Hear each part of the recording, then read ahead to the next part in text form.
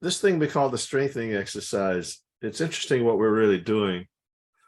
When you've had an experience, it gets labeled. And the reason it gets labeled is the amygdala tries to keep you safe. And it doesn't have time or the intelligence, because it's really small, to look at everything that's going on and analyze it. So what happens is when something happens and you intellectually analyze it, it gets labeled with what neuroscientists call a positive valence, a neutral valence, or a negative valence. And the amygdala itself has sensors to pick up positive and negative valence. And it's interesting that if it goes to a negative valence, of course, it's going to release stress hormones. But even a neutral valence, it will release some stress hormones on the basis of better safe than sorry. It's only the positive valence labels that it gives a pass and even produces calming. So what happens is that we've all had experiences that have labeled traumatic experiences with not in control, not able to escape. Even like when you were taken to a pediatrician at 5 years old, you got a shot. That was terrible for a 5-year-old kid, right? Or whatever.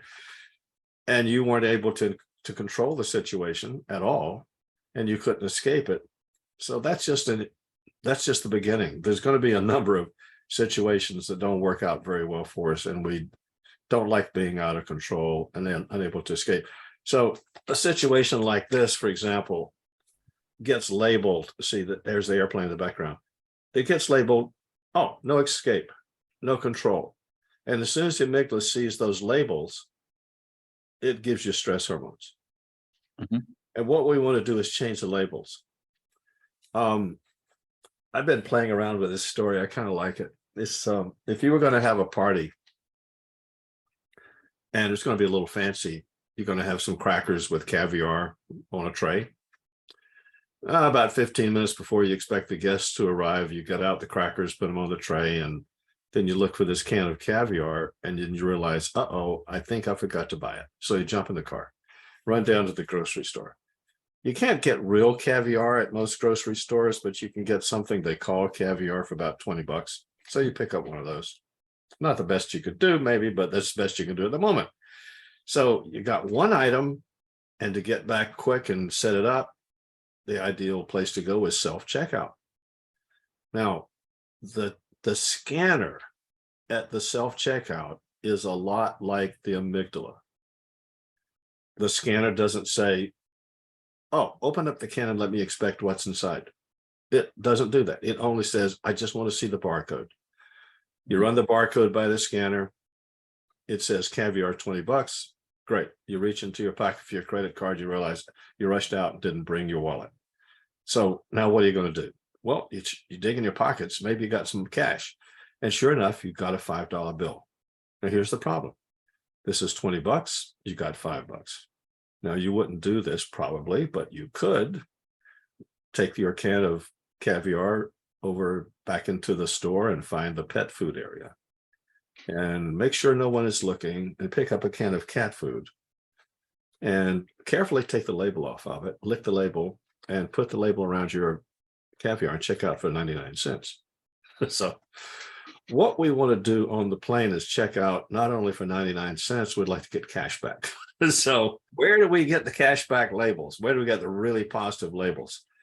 It turns out that even at birth, a child is genetically programmed to respond positively to certainly three things: mom's face, soft, loving eyes, the sound of her voice, and it seems to work a little better if she just brings her voice up just a little bit, and then also touch. So that's there at birth, and it doesn't go away. We still have that.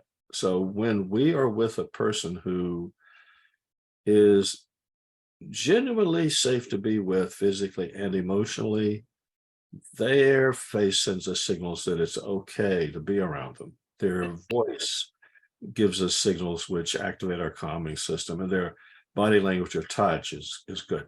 So let's imagine you're with her and she's giving you signals that it's comfortable to be with you, and you're giving her signals that it's vice versa, that she's comfortable, she's can be comfortable with you.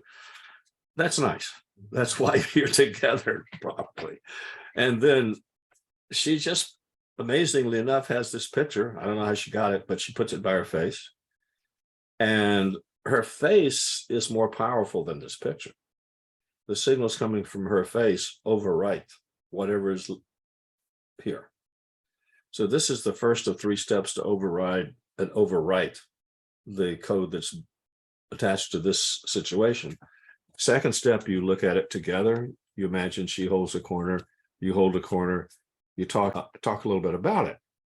So it doesn't even matter what the words are or the phrases or the logic. What matters really, same as with the baby. Baby doesn't understand words. What matters here is the quality of her voice. It's like the music matters, not the words. And then the third thing is, as you're talking, you notice her arms around you and you're feeling an affectionate hug. Face, voice, and touch. That changes the labeling here.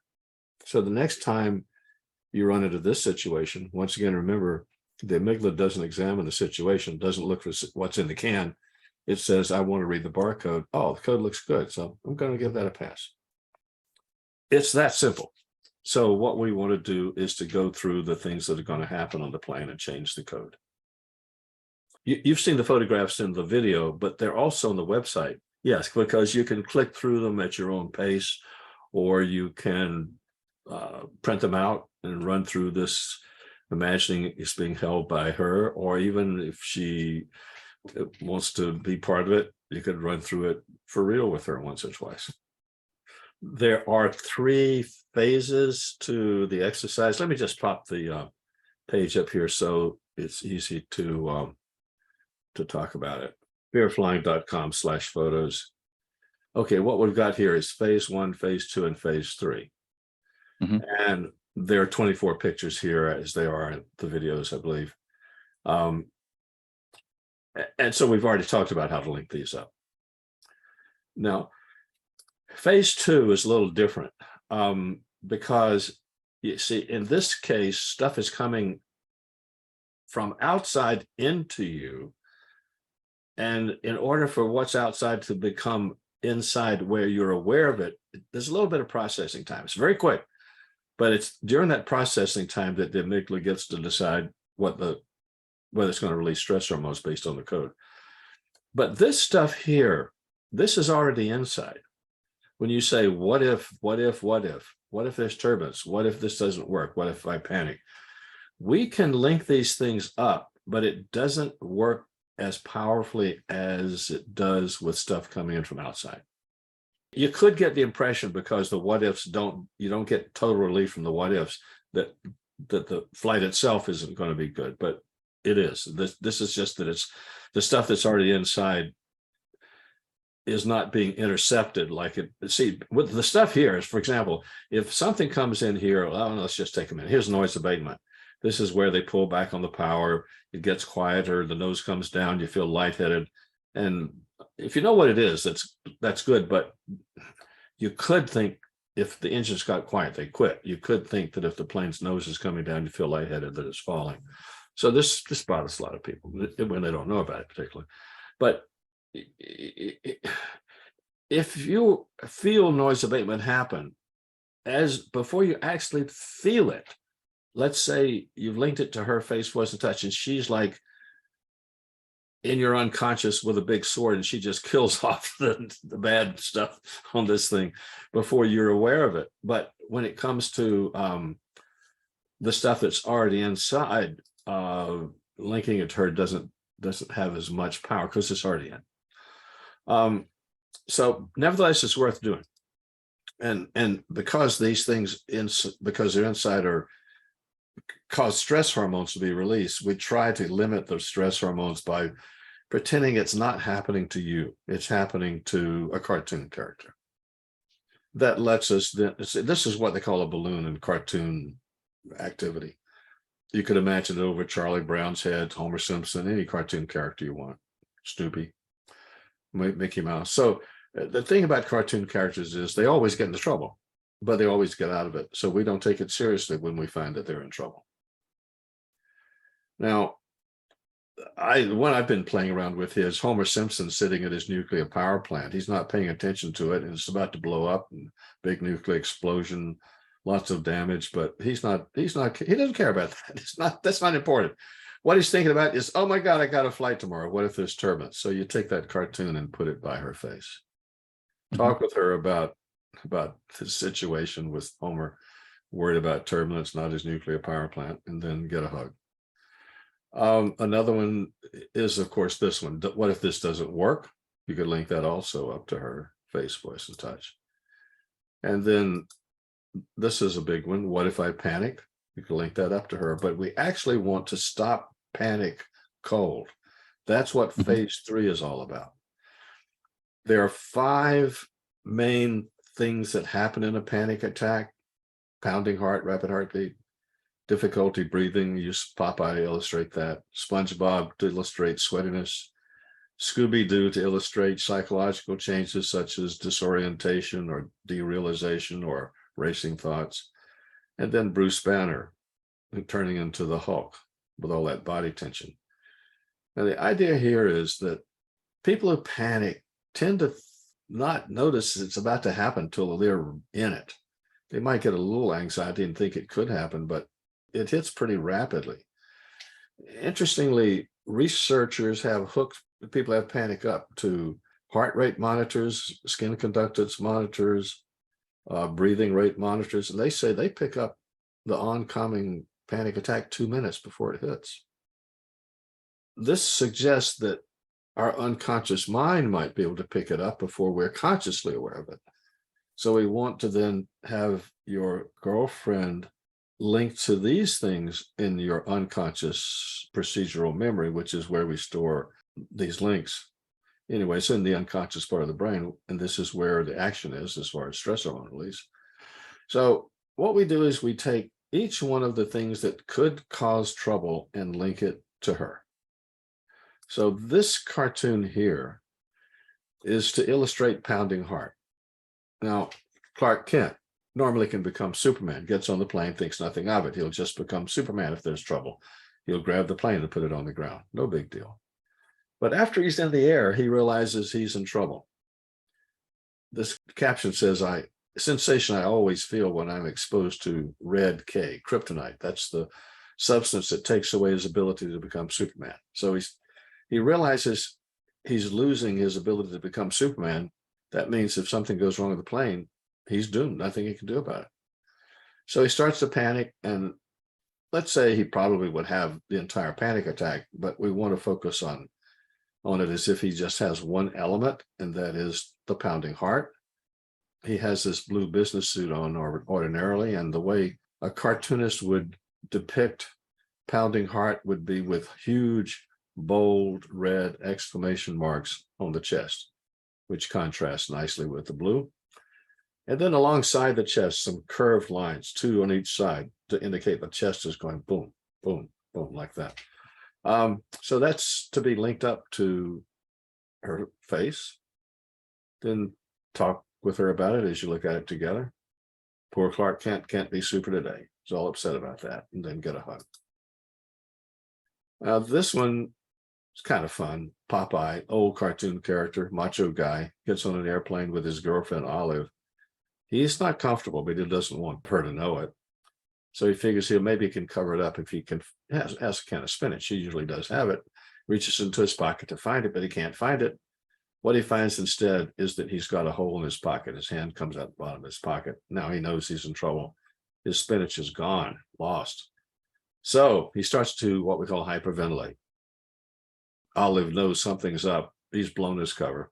So he might as well see if she can help him. So he turns to Olive Oil, his girlfriend, to say, hey, Olive, I'm having trouble breathing. And to show he's having trouble breathing, he puts his huge fist around that long, skinny neck that he has. He can get his fingers all the way around it. And he starts to say, Olive, can you help me out here? I'm having trouble breathing. But as he starts to talk, he's also getting tense. And as he starts to speak, he's squeezing on his neck.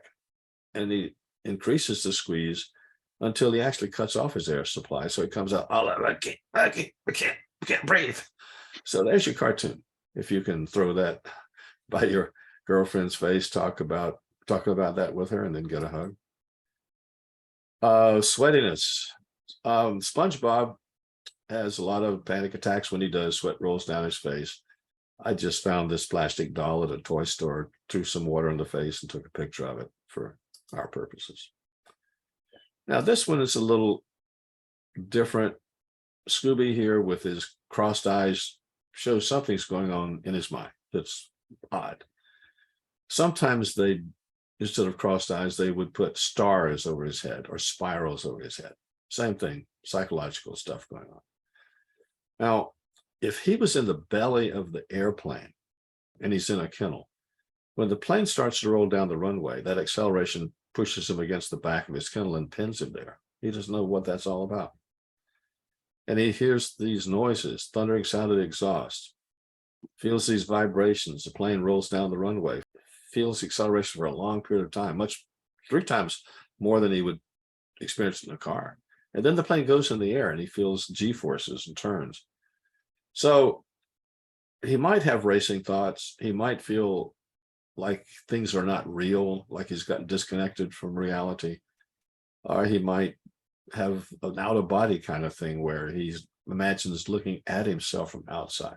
If you got anything you can identify, you could throw it in Scooby's mind and link it up, but otherwise skip it. And this last one everybody seems to have. This is tension. The Incredible Hulk is famous for it. His normal version is Bruce Banner here on the left. Oh, here he looks relaxed. Here he looks like he's alert. Something's got his attention, and now he starts to turn green, pop his buttons off. And now he's not only popped his buttons off, but you can see this tension in his face.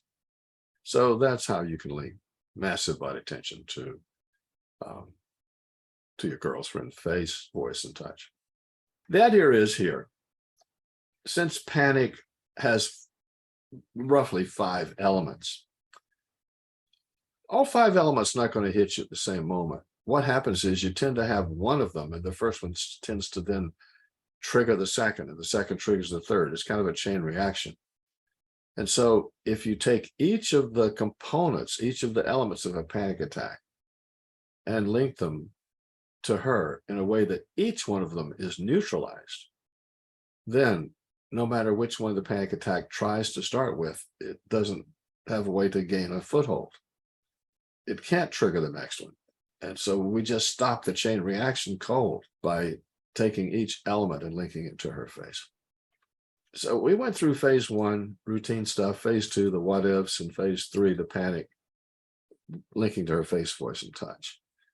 Now, what that does is it activates the calming system. The calming system pushes back against the effect of stress hormones. But we can also prevent the release of stress hormones in the first place. When we produce oxytocin, it shuts down the fear system. It's still not quite sure how, but it does. And one of the interesting reasons it shuts down the fear system is something that won't work for you and me, but nursing a child produces a huge amount of oxytocin. A new mom's got a massive amount of stuff to do, can't keep up with it. Now, when the baby's hungry, she's got to sit for 30, 40 minutes and do nothing about her tasks that she's overwhelmed by. So how can she bear to sit and do nothing for half an hour or more? Well, when she starts to nurse, she produces oxytocin. And the oxytocin just shuts down the anxiety system. So she can have the thought show up, but it doesn't grab her because there's no push behind it, no urge, which is what comes from the stress hormones. She can have the thought, but that's as far as it goes. It stays kind of neutral. Oxytocin also causes bonding in addition to shutting the fear system down. And nature, when you hold a newborn child, will cause you to produce oxytocin to try to bond you emotionally to the child so you'll be protective of the child. You might have had that experience. Sexual afterglow. Males get oxytocin at orgasm, and nature at this point is trying to get us to bond to our sexual partner. This activity could cause a child to be born, and if we stick with our partner, the child may have a better shot because it has two people taking care of it rather than one. Females, well, it's also interesting that then we get so relaxed we fall asleep and they don't care if we stay. That's another story. If they understood what nature's trying to do, they might appreciate it. But what happens with them is different. When they get sexual foreplay that's romantic and powerful, oxytocin is released, so their fear of getting physically involved disappears. Sometimes it's, I've used with some of the flight attendants I've talked to, they've discussed it because they sometimes go out with somebody they have no intention of getting involved with, and then for some reason there's some chemistry, and the next thing you know, they're doing it to their surprise. Pets. I don't know that has anything to do with reproduction, except they're soft and fuzzy and warm. But if we interact with pets, we produce oxytocin. One more. This is the only other one I know of, and that is if you get a solid, extended chest-to-chest hug, oxytocin, but particularly if it's skin to skin, then there's a lot of oxytocin released there. So what you could do is you could simply set your cell phone for 5 or 10 minutes, and every time it goes off, bring to mind some oxytocin producing moment. But what I suggest you do is just use the strengthening exercise, because if you go through those things in phase one, those are things that are going to happen on every flight. And if you just link those up, take some time to do the session 2 or 3 times, linking to oxytocin production. Then when you're on the plane, you don't have to do anything at all. You'll just produce some oxytocin and keep you calm. There's one area that's a little tricky oxytocin wise, and that is during cruise, because there's nothing happening to link to. Didn't know what to do with that for a long time. Then I came up with a workaround. Here's what you could do. When the plane's taxiing out, you've got some time. Tray table in the back of the seat in front of you. Flat, rectangular, plain. Not so different than the screen you're using right now to see images. So you can imagine that your tray table is a computer screen, and that you can see a scene of, after making love, see your mate there and picture her. Maybe even notice touch and her scent, and hold that in mind for a few seconds so that the image gets linked to the tray table. So an hour or two later, when you're cruising along and you look up and see the tray table, and it'll produce a little oxytocin. It works amazingly well. That being up high is an interesting thing. I suppose, the most basic way to deal with our desires and our concerns is with our own 2 feet. If we are walking around and we see something interesting, we can walk over to it and examine it closely. Or if we see something that leads us to have concern about our safety, we could back away from it. So our feet give us a lot of emotional control. When you get in your car, you're off your feet, but you could just step out of the car. When you get in the plane, when the door closes, you can't step out, but at least the ground is right there. So it's still very real, even though you're not touching it. But when the plane takes off, now it's a little different. You don't have access to it, but you could say, well, we're close to it, so it still is real to you. Where it gets tricky is the higher up you go, the farther you are from your control affording platform, the Earth. And it gets even trickier if it's night and you can't see anything at all. Or if it's in clouds and you can't see the Earth at all. Intellectually, it's there, but emotionally, you don't. It's just not the same when you can't see it. That's a factor. So you could link that also up to your girlfriend's face and voice and touch. So that sticks with you even when you can't see the ground. She can be calming. What about turbulence? Have you seen that cartoon of Snoopy sitting on his doghouse? He's pretending it's a World War I fighter up with camel. That cartoon's been around for a long time. We could assume that after all these years, Snoopy, when he gets on a real airplane, thinks nothing of it because he figures he's a big expert on aviation, a lot of experience. Trots up the aisle. I'm assuming he would end up in first class because he's sort of a celebrity, and jumps up into the seat. And he's looking around and he sees a belt. He thinks that's odd. His doghouse doesn't have a belt. What's that for? Oh, forget about it. So he takes off without the belt on. Plane's up at cruise altitude. It's okay for a while, but then it hits a bump, and the next thing you know, the plane and Snoopy, the seat and Snoopy have separated. The plane has kind of dropped out from under him, and he's like in midair with this anguished look on his face, maybe his ears flying straight out, and like, what the heck's going on here? My doghouse has never done this to me. I must be in big trouble. So that you could link up to your girlfriend's face, voice, and touch. So that's just the first thing that happens, that feeling, that shock of the plane dropping, which of course is going to release some stress hormones. Now, what's supposed to happen is, as soon as something happens that might be a threat and we get a feeling of alarm, that alarm's supposed to shut down right away. But for many of us, the system that's supposed to shut it down is not working very well, and we stay alarmed until the stress hormones burn off. That's problematic because the plane's not going to just do one bump. It's going to do another one and another one. So you're going to have one shot of stress hormones after another, and it builds up. So Snoopy is going to have some thoughts. And so we need to deal with those thoughts and pretend them there in his mind. Of course, it'd be our thoughts.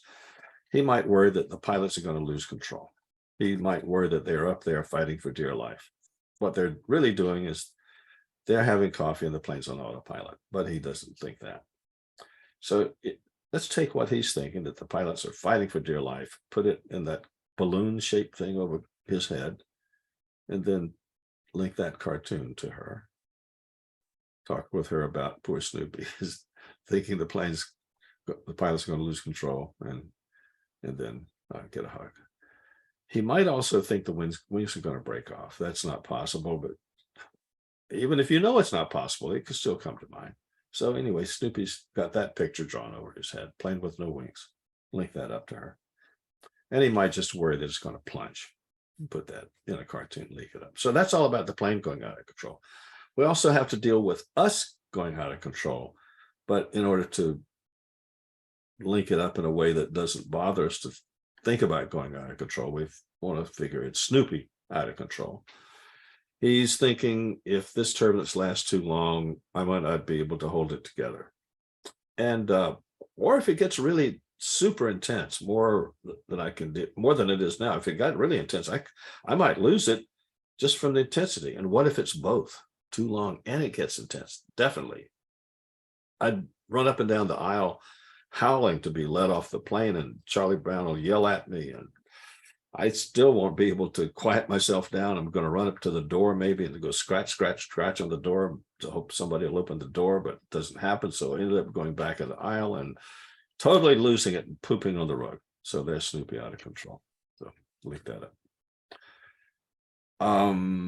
Let's see. There's one more thing you can do with turbulence. If the day before your flight, if you and another person, say maybe your girlfriend, go to some stairs, step up from the floor onto the first step, stop there, turn around so that you're facing the floor, side by side, looking at the floor 7 inches below you. Put your arms around each other's waist.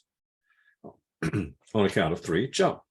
You'll be in midair for about a tenth of a second as you're in free fall.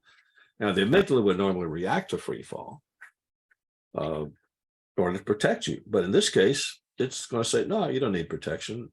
How do I know? Because you got your arms around each other. This is fun. I like it. Do it again. And so it'll shift the amygdala over from thinking and falling is something it needs to warn you about, um, not danger, because you're doing it in a delightful way. So that can be helpful temporarily.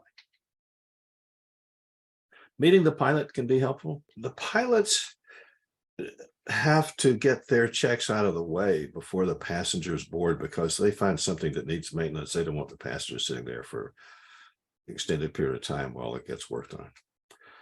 So they don't have anything to do when you get on. And they're generally pretty happy to get a chance to meet someone other than the person they're stuck flying with all month. And so it works out nicely for both people. They like to show someone who's interested in flying and trying to get over concern about it, and how it is something that they find as another day at the office. You could ask them if they Okay. know anything about the weather having flown in, or if it's just from their paperwork. Some airlines now have an iPad that gives weather information that's just seconds old, helps them avoid turbulence in a way that we couldn't do just a few years ago. In those first 15, 18 months of life, up until then, we depend on someone else to activate our calming system for us by using their face, voice, and touch. And if we have someone who does it really consistently, then we kind of get the idea. We've really got them trained. Every time I get upset, they show up and I feel better. How come I feel better? Well, first thing, when I see my mom arrive, I see that beautiful face, those soft, loving eyes, and even then I know she's on the case, she's going to fix it. And then she says, honey, what's the matter? I can't tell her what's the matter, but she'll figure it out. Then she gives me this hug. So what happens is that the child expects, as soon as he gets upset, that mom will intervene and take care of it. And his expectation involves her face, voice, and touch.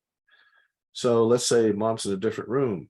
He gets upset, expects mom, he cries, and so he knows mom's going to hear it, expects her to, at any moment, see her face, to hear her say, honey, what's the matter, and get a hug.